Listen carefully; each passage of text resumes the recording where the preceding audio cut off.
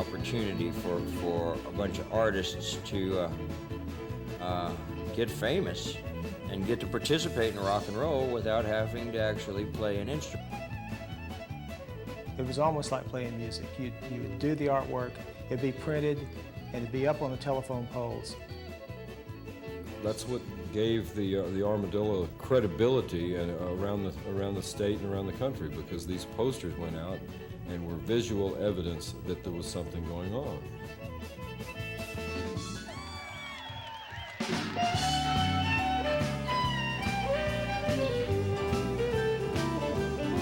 I said, give me a bottle of NyQuil, that red full sleep my body needs. I said, give me a bottle of NyQuil, that red full sleep my body needs. Analgesic, vegan, deadly, with an antihistamine. Yeah. When you walk in a 7-Eleven, the man say what you need. They say you roll a duct tape in a case of NyQuil, please. So give me a bottle of NyQuil, that red full sleep my body needs. Analgesic, vegan, deadly, with an antihistamine. Ladies and gentlemen, on the piano, Big Dan, the piano man.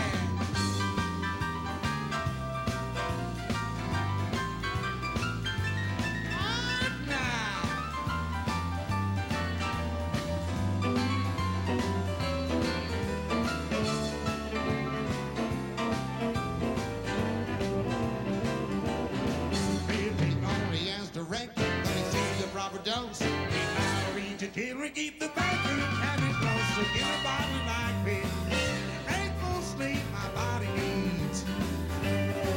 Analgesic, vegan, deadly, with an antihistamine. Yeah.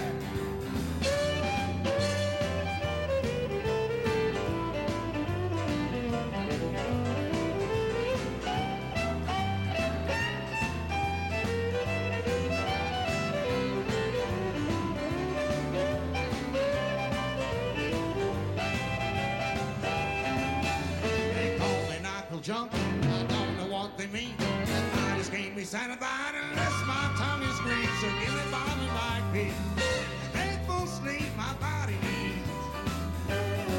Analgesic, vegan, deadly, with an antihistamine. Have young brother Rick on guitar.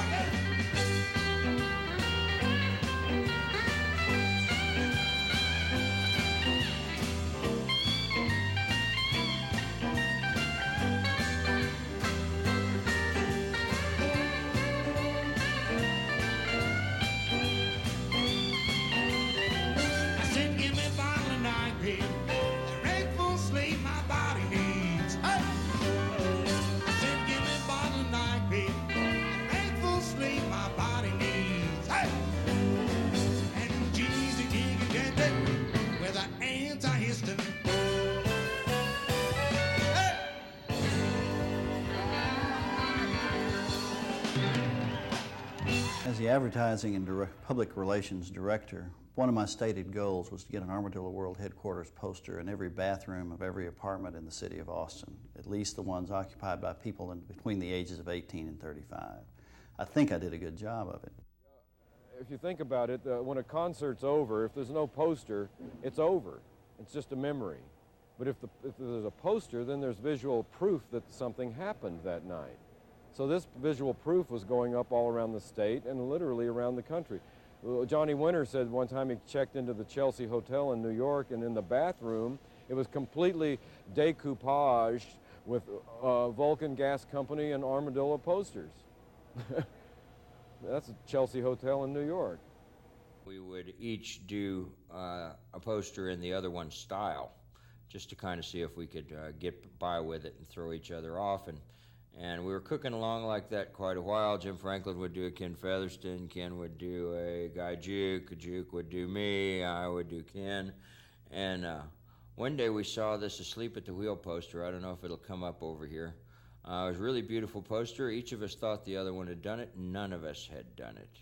There was a new guy, Sam Yeates, who we'd never seen before, that had come in, taken a look at all our posters, and distilled the quintessential Austin poster style, and drew it, and did such a good job that none of us could tell who did it. So that scared us all pretty bad, and everybody exploded off into wildly varying styles. Juke with his cubist bebop art, and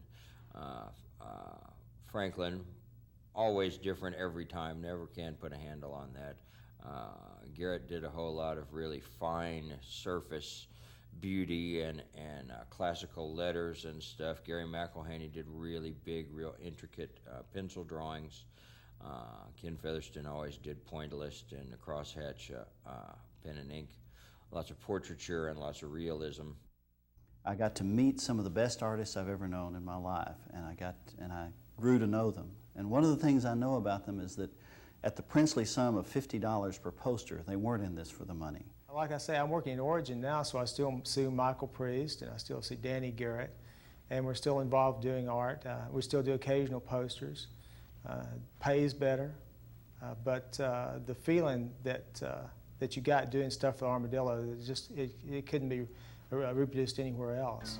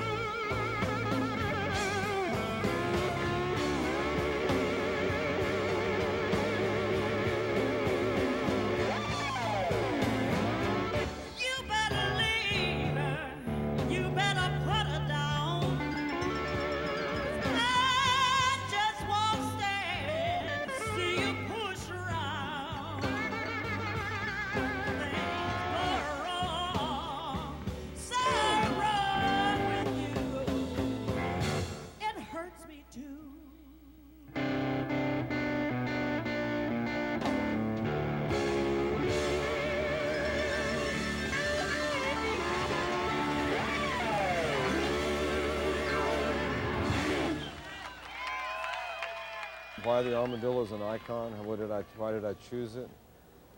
Well, it occurred to me that would be a good symbol to symbolize the hippies of Texas. They live underground, they're run over by rednecks and pickups. This is the original grand opening poster and became the logo, of course, of the Armadillo World Headquarters. And I wanted to depict the world, you take the words literally, world headquarters. Well, so the globe is quartered, and ironically, armadillos are one of the few, if not the only mammal, that once the egg is fertilized, it splits into 4 identical quadruplets. And so you see the two armadillos on top are emerging, are merged at the back and at the feet, and the 2 on the bottom are emerging from the common tail. So that's what that means. And I've got a canyon, an abyss that it's spanning just by the tip of a toe. Sort of anatomically correct. Yeah, and geographically incorrect. This was one of my favorite little drawings. It describes the famous, as it says in the caption, the famous first flight of Trans Armadillo Airways, famous first heavier than aircraft made of 2 giant enchiladas. Later they used burritos because they found that the contents would spill out from the end of the enchiladas. And basically a burrito is just an enchilada that's folded over on the end. And Wilbur is over here saying, well, I'll be a refried bean. The damn thing's off the ground. Heavier than air.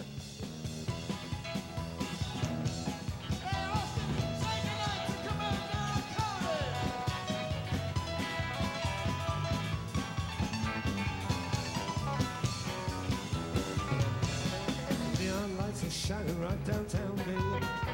1,000 swinging doors that let you in. I'll tuck the kids in bed at 8 o'clock and then head straight for the ozone again. Lost in the ozone again. Lost in the ozone again. 1 drink of wine, 2 drinks of gin. Lost in the ozone again. 1 more.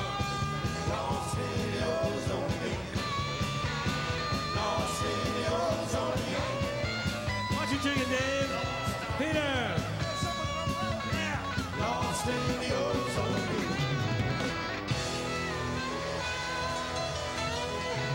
Lost in the ozone.